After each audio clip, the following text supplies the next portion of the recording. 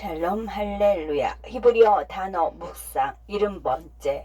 어떤 것을 생산함. 여호와께서 온갖 것을 그 쓰임에 적당하게 지으셨나니. 잠언 16장 4절. 표면적으로 이 구절은 하나님을 매우 이기적인 분으로 표현하는 것 같다. 하지만 당신은 좋은 유형의 이기심이 있다고 말할 수 있다.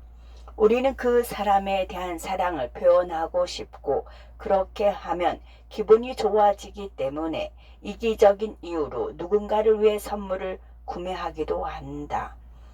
이전 연구에서 말했듯이 사랑하는 사람을 기쁘게 할 때 이기적일 수 있다. 그러나 이기심과 같은 의미는 아니다. 잠언 16장 4절에 만들다라는 히브리어 단어가 궁금하다. 무언가를 생산하다 또는 무언가를 창조하다에서와 같이 만들다로 번역되는 일반적인 용어인 아나흐가 아니다. 오히려 보상이나 임금을 받고 일한다를 의미하는 파를 사용한다. 이런 의미에서 우리는 고용이란 용어를 사용한다.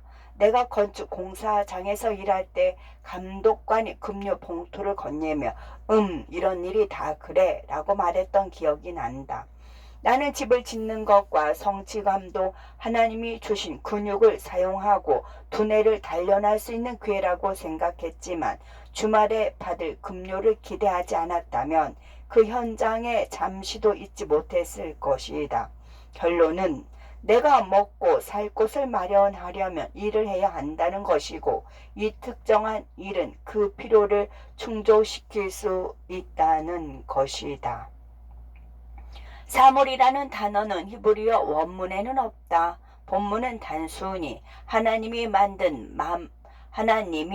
모든 만물을 만드셨다고 말하고 그 뒤에 자신을 위에로 번역된 라마 아네후가 나온다. 라마 아네후는 문자 그대로 하나님의 응답을 위해라는 의미이지만 무언가를 생산한다는 의미로도 사용된다. 이 단어의 어근은 앞서 언급한 무언가를 만드는 일반적인 용어인 아나흐인데 셈족의 어근으로 추적해보면 일종의 나눔의 개념이 있음을 알 수 있다.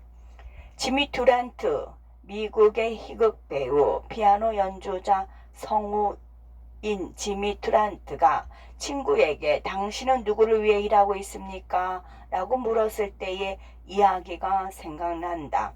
그의 친구는 아내와 아이들이라고 대답했다. 따라서 나는 여호와께서 자신을 위하여 모든 것을 만드셨다는 영어 번역이 충분하지 않다고 생각한다. 이 진술은 사실이지만 아나흐는 더 많은 것을 암시하기 때문이다. 하나님은 자신의 기쁨을 위해 일하시지만 그분의 기쁨은 우리에게 그 수고의 축복을 나누어 주시는 데 있다.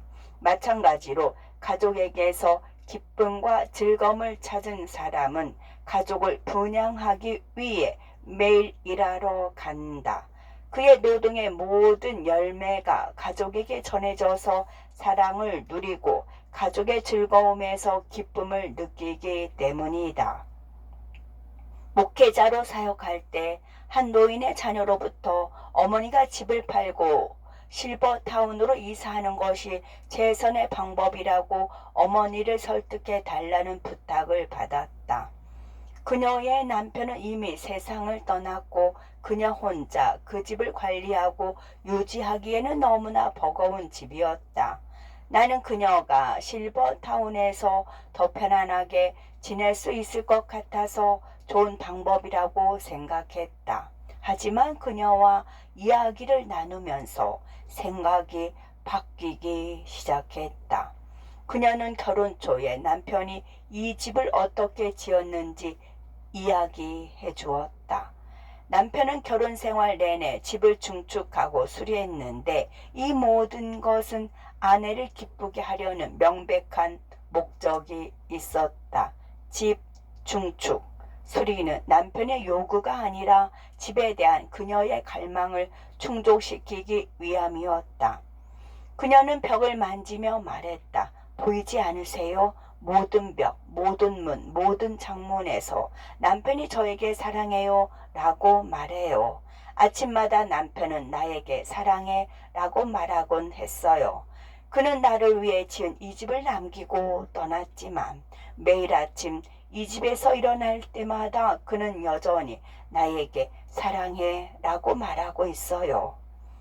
잠언 14장 4절이 내게 말하는 것이 그렇다. 하나님은 자신을 위해 모든 것을 만드셨다. 그러나 우리에게 사랑한다고 말하는 기쁨과 즐거움을 느끼려고 친히 만드신 것이다. 그것이 그분의 가장 큰 기쁨이며 가장 큰 즐거움이다. 그분은 우리를 창조하시고 그분의 생명의 숨결을 우리에게 불어넣어 당신을 사랑합니다 라고 말할 수 있는 사람을 갖도록 하셨다.